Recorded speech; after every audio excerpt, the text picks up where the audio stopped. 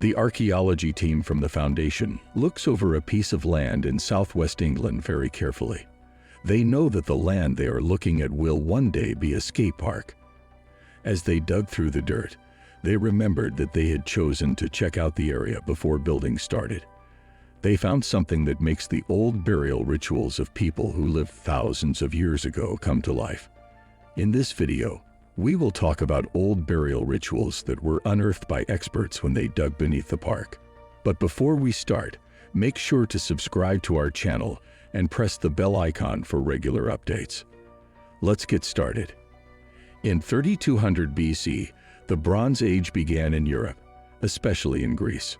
It took about 1200 years for the Bronze Age to reach the British Isles.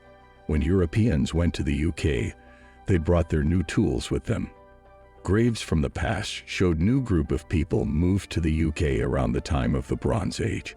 Experts have found that the heads of Bronze Age people were not all the same shape.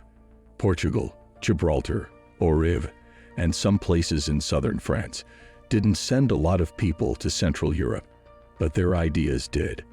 Their drinking cups, which looked like beakers, gave them their name. The first beakers had an effect on the people of Central Europe, who then moved around the land and took the ideas of the Iberians with them. This took place about 2500 BC. When the beaker people came to Britain, they brought with them their culture. It was based on how they put important things from the past in their graves. Archaeologists have found gold decorations, war axes, and daggers with intricate designs in their graves. When these barrows were dug up, it became clear that people in the Bronze Age could make things with a lot of detail. Some pieces also show that they probably traded with other powerful cultures at the time. In the summer of 2002, a team from Wessex Archaeology, working on Stonehenge, found the burial place. They found about 100 things hidden in the ground, such as gold hair, arrowheads, pots, and copper knives. But the skeleton was the most interesting thing they found.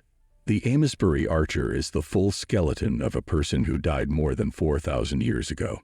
The Amesbury archer's tomb was also interesting because it had a lot more Bronze Age items than archaeologists normally find in a barrow of this type. Also, the gold in the tomb was from about 2500 BC, making it the oldest piece of gold ever found in the UK. More tests revealed more about the man who was buried near Stonehenge. Most likely, the Amesbury archer lived for about 40 years.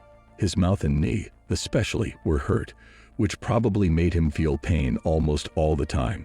Experts think that the Amesbury shooter was a member of the Bronze Age ruling class. He may have even helped build Stonehenge, even though the spot was marked during the Stone Age, and the famous rock circle wasn't built until about 700 years later. Overall, the Amesbury archer's grave was, at the time, the country's biggest Bronze Age find. Because there were so many things in the grave, it was the most important Bronze Age find in the country. In 2017, the local council approved a plan to fix up a broken government building and add skating rinks. Archaeologists were already interested in the building site because it was near an area that was thought to have an old barrow. The area had also given up tumuli from the Stone Age and Bronze Age. The beaker people often buried their most important people next to a cowhide rug. The man who had lost his legs, on the other hand, was buried with 4 of these rugs and the feet of cattle. Andy Hood of the Foundation for Archaeology said that the team took this as a sign that he was probably more important than the other people who were buried with only one hide. All of the other burials in the UK were of a single cow, so the Lexley grave is the only one of its kind. Hood told Life Science in 2020 about this and said that he thought all the animals might have died. When he said goodbye to the chieftains, he said that it's possible that these animals were killed as part of a ceremony connected to the burial that the beakers had also done. People thought that this man was a chieftain. They buried him with things from his time that were valuable, such as a stone bracelet and a metal knife. Hood said that it takes a lot of money to bury a person. But even with all of these gifts and goods, the grave of the chieftain was missing one important thing. Most beaker graves included their signature pop, but the skeleton didn't have one. They didn't just find a chieftain with a bunch of riches around him. In the same group of graves, they found another man buried sitting up. He was so close to the chieftain that it made people wonder a lot. The experts figured out that the man must have been at least 50 years old when he died.